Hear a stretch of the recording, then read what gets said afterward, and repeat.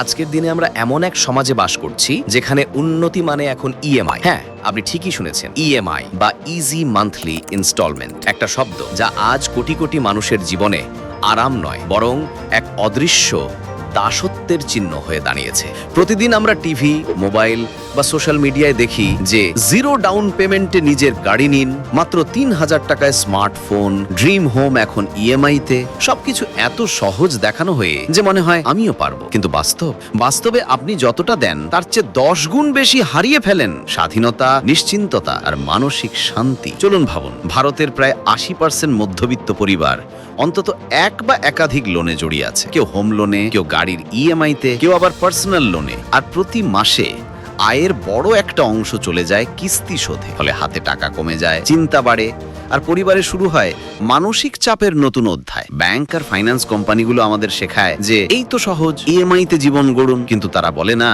এই ছোট ছোট কিস্তি একদিন আপনার সব স্বাধীনতা কেড়ে নেবে। প্রথম দিকে মনে হয় ম্যানেজেবল, কিন্তু একটার পর একটা কিস্তি একদিন এসে আপনি বুঝতে পারেন আপনি এখন শুধু নিজের জন্য নয়, ব্যাংকের জন্য কাজ করছেন। আর এখানেই খেলা, কারণ যতক্ষণ মানুষ ইএমআই দিচ্ছে, ব্যাংক লাভ করছে। আপনি যতই দেন তারা ততই আয় করে, আর যত বেশি আপনি স্বপ্ন দেখেন তারা তত বেশি নতুন লোন অফার করে। নতুন ফাঁদ, নতুন দায়, নতুন উদ্বেগ। এই পুরো সিস্টেমটাই এমন ভাবে তৈরি যাতে আপনি কখনো পুরোপুরি ঋণ মুক্ত হতে না পারেন। আপনি ভাবছেন আপনার জীবন এগোচ্ছে, কিন্তু বাস্তবে আপনি এক জায়গাতেই দাঁড়িয়ে আছেন, শুধু প্রতি মাসে কিস্তির রসিদ বদলাচ্ছে। এটাই আজকের মধ্যবিত্তের বাস্তবতা। স্বপ্ন দেখার অধিকার তার আছে, কিন্তু সেই স্বপ্নের দাম সে দিচ্ছে সুদে আসলে বছরের পর বছর ধরে। এবং এই কারণেই অনেক অর্থনীতিবিদ এখন বলছেন যে আজকের মধ্যবিত্তের সবচেয়ে বড় শত্রু মুদ্রাস্ফীতি নয়, সবচেয়ে বড় শত্রু হলো ইএমআই। প্রশ্ন হচ্ছে, আমরা কি এই ফাঁদ থেকে কখনো মুক্তি পাবো,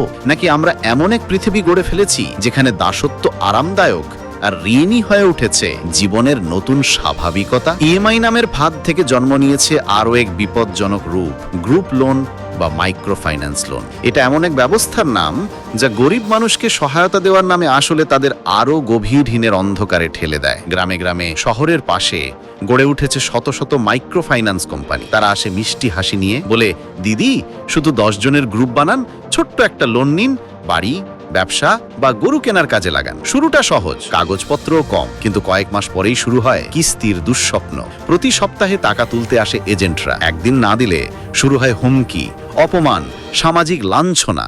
একটা গ্রুপে যদি একজন কিস্তি না দেয়, তাহলে বাকিদের উপর পড়ে চাপ, কারণ গ্রুপ লোনের নিয়মেই লেখা আছে একজন না দিলে সবাই দায়ী। ফলে প্রতিবেশী বন্ধুত্ব ভেঙে যায়, সমাজে সৃষ্টি হয় ভয় আর অবিশ্বাসের পরিবেশ। আজ ভারতের হাজার হাজার পরিবার শুধু এই লোনের জন্য ঘর ছেড়ে পালিয়েছে।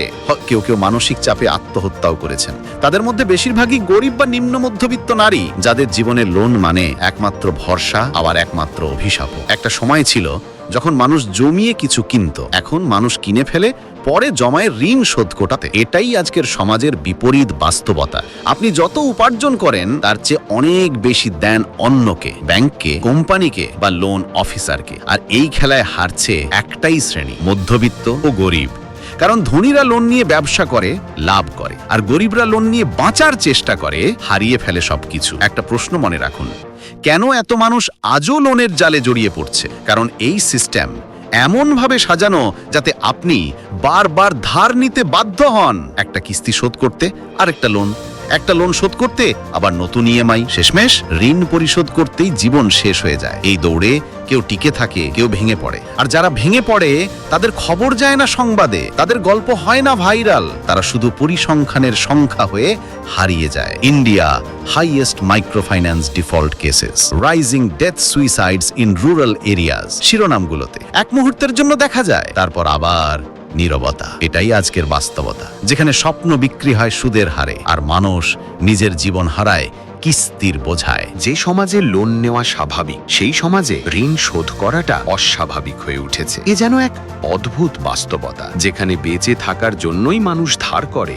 আর ধার শোধ করতে করতে বেঁচে থাকার মানেই ভুলে যায়। কিন্তু প্রশ্ন হলো, এই চক্র থেকে মুক্তি সম্ভব কি? উত্তর, হ্যাঁ সম্ভব, কিন্তু তার শুরুটা করতে হবে সচেতনতা থেকে। প্রথমত আমাদের বুঝতে হবে, লোন মানে কখনোই ফ্রি টাকা নয়। যে টাকা আপনি এখন নিচ্ছেন তার সঙ্গে ভবিষ্যতের শান্তিও বিক্রি করে দিচ্ছেন আপনি। তাই যে খরচ আপনার প্রয়োজনীয় নয় সেই খরচের জন্য কখনো লোন নয়। সুখের মুহূর্ত কিনে আনবেন না সুদের কিস্তিতে। দ্বিতীয়ত, নিজের আয়, খরচ আর সঞ্চয়ের একটা ভারসাম্য তৈরি করতে হবে। আয় যতই কম হোক, সঞ্চয়কে অভ্যাস বানান, কারণ ঋণ থেকে মুক্তির একমাত্র পথ হচ্ছে নিজের পায়ে দাঁড়ানো। তৃতীয়ত, যাদের মনে হচ্ছে লোনই শেষ ভরসা, তাদের জন্য দরকার বিকল্প পথের সন্ধান, কমিউনিটি সাপোর্ট, কোঅপারেটিভ ব্যাংকিং বা নিজের এলাকার ক্ষুদ্র ব্যবসায়িক সহায়তা দল। এইগুলোই হতে পারে স্থায়ী সমাধান। এবং চতুর্থ, যদি আপনি বা আপনার পরিবার লোনের চাপের মধ্যে থাকেন, তাহলে নীরব থাকবেন না, কারণ এই নীরবতাই ধীরে ধীরে আপনাকে শেষ করে দেয়। সরকারি স্কিম, আর্থিক পরামর্শদাতা বা এনজিও, যেখানে পারেন সাহায্য নিন। একটা কথা মনে রাখবেন, লোনের চাপ থেকে পালিয়ে নয়, লড়াই করেই বেরিয়ে আসতে হবে। আজকের এই ভিডিও কোনো প্রেরণার গল্প নয়, এটা বাস্তবতার প্রতিবেদন, যেখানে প্রতিদিন হাজার হাজার মধ্যবিত্ত ও গরিব মানুষ একটি স্বপ্নের দামে হারিয়ে যাচ্ছে কিস্তির খেলায়। কিন্তু যদি আমরা আজ থেকেই পরিবর্তনের পথে হাঁটতে শুরু করি, তাহলে হয়তো আগামী প্রজন্ম এই ফাঁদে পড়বে না। কারণ মুক্তির শুরু সবসময় সচেতনতা থেকেই হয়। আর আপনি যদি চান এই রকমের বাস্তব ও চিন্তার ভিডিও আরো দেখতে, তাহলে আমাদের বং রাজ চ্যানেলটি অবশ্যই সাবস্ক্রাইব করুন, কারণ আমরা বিশ্বাস করি সত্য জানা মানেই পরিবর্তনের প্রথম ধাপ।